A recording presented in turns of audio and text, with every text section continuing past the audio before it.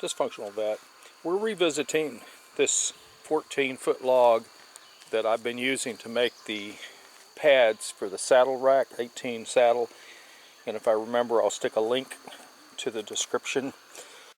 What I've done is I've cut roughly a 1-inch thick board, and I ripped some of it down to 4 feet using the circular saw you saw just a moment ago, and I ripped some down to 20 inches for the greenhouse. Let me show you the rack.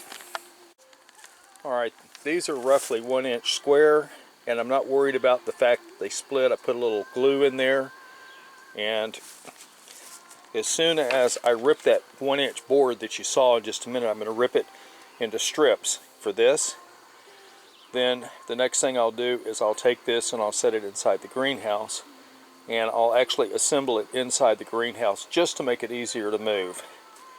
And I'll show you that in just a few moments. These are the boards that I ripped. They're about 1/2 inch. Some of them are a little bit longer than the others because I hadn't squared the end, which is not a big deal. We'll get to that. The way I did this is I put a sacrificial lamb right here because I was going to be cutting through in these boards. I wanted to cut a whole bunch more on here. Can you see my 1/2 inch lines, pencil lines? So I put this board on. I put this little piece inside the dog, and then I used the adjustable dog to clamp it into place, and I was able to cut all of these really well.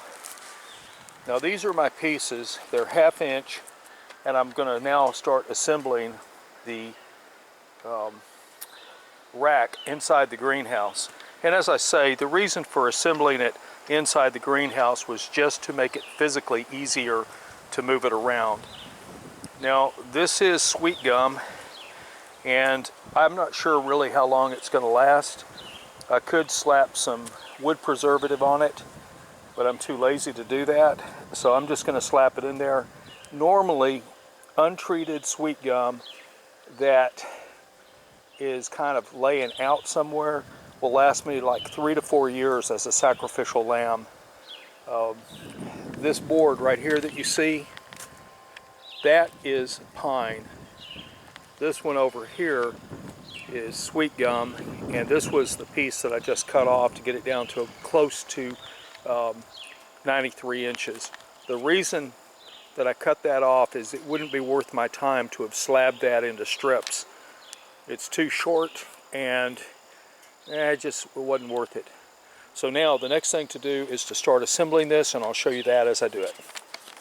Okay, this is my greenhouse right now before I put the thing in. I've got this rat bait in here because it's getting rats in here, believe it or not. I've got this trash can that I used to use when I would be planting seeds. Here I have some seeds that I'm in the process of planting.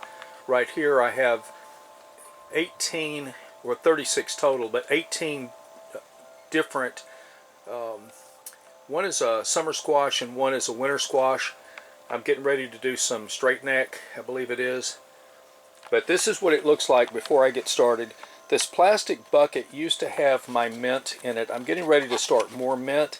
Every year I lose my peppermint. I get these big beautiful plants and then they die. And I'll show you what I'm getting ready to do to try to help preserve that. For the record, every morning I put water on these, and I've had really good success with germination. Now the seeds are out of the ground. I'm getting ready to cover them with a cloth, and that will knock some of the sunlight off of them. But so far I've never had a problem with seeds coming up that were exposed to a little bit of light. Since I'm going to be threading these through, I've got them set up so I can thread them through the first 2 and then the last 2, and then once I have 5 to 6 per bar, then I'll start screwing them in and assembling the structure. I'll show you that now. What I'll be doing is I'll be putting 5 through the bottom.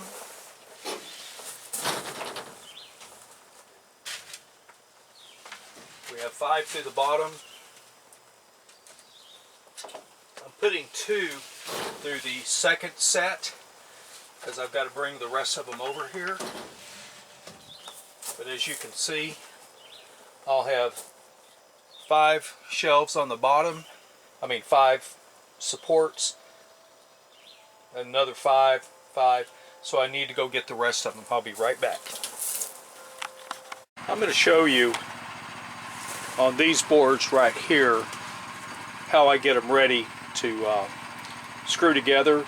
I'm not going to film all of this, but I'm going to pre-drill some holes so that I don't split this wood, and then I'll start moving the racks to where they need to be, and I will begin to actually assemble this by screwing the pieces into place.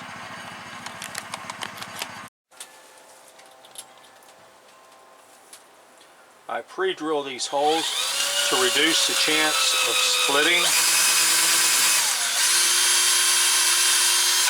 Now I'll do that to each one of these as I assemble it, and as I say, I'm going to do this off camera so that I don't waste your time. Everybody's seen a hole drilled before. What I didn't film is I drilled 2 of these at a time. I'm now ready to start screwing them together, and this is how I do that. As you can see, this rack is very much to dimension.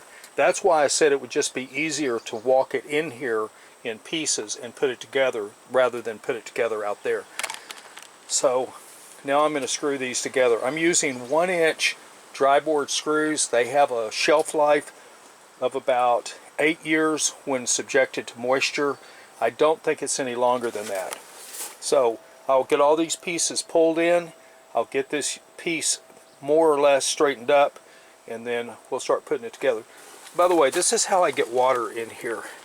With this line, this pole is a little bit out of whack, which is fine, but that's how I get water in here.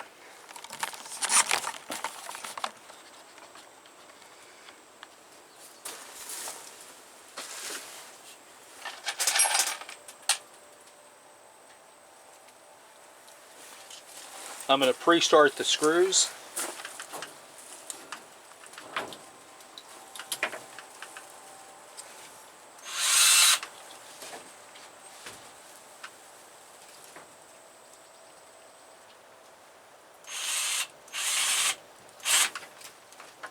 And I forgot to use a ruler to mark where these go. So I'm going to stop the camera, I'm going to mark my stick, and then I'll come back and finish this. Alright, this is the partial assembly. I had to put this one into place to hold the frame.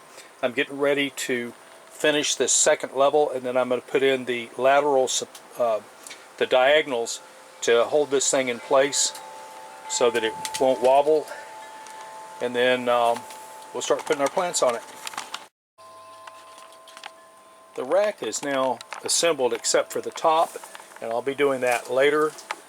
This extra extension on the end over here, I was planning to put some boxes, but I think I'm going to go ahead and just cut those off. I'm not real thrilled with that. But anyway, here it is. I'm about to put the diagonals in. Let me tighten this just a little bit so it doesn't swivel. It still has a little bit of movement in it, not much. As soon as I put the diagonals in, it'll have no movement whatsoever. The rack is now complete. I have my side braces on. It's pretty solid.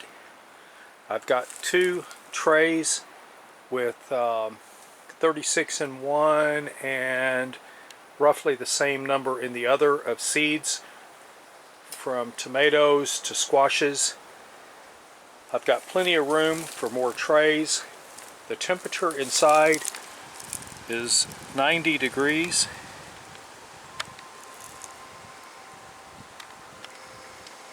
The door is open. Everything is good, and we're going to call this quits for this film of building the rack. Again, to recap, this is what was left over of the tree that I cut down in order to build the saddle rack supports for the saddle, the boards. The slats are 1/2 inch sweet gum. The supports are 1x1s, and they're cut fairly close. Now there's a little bit of warping. You can see that one right there pretty clearly, how it's warped. but not a big deal. The screw will hold it, and if I get concerned about it, I can put a block underneath it. All in all, I'm pretty happy with it. The cost for this was my time and a little bit of gasoline and the screws. Yeah, the gasoline was cheap because I was able to cut so many at a time with my sawmill. The screws are left over from years ago. Life is good. Dysfunctional Vet out.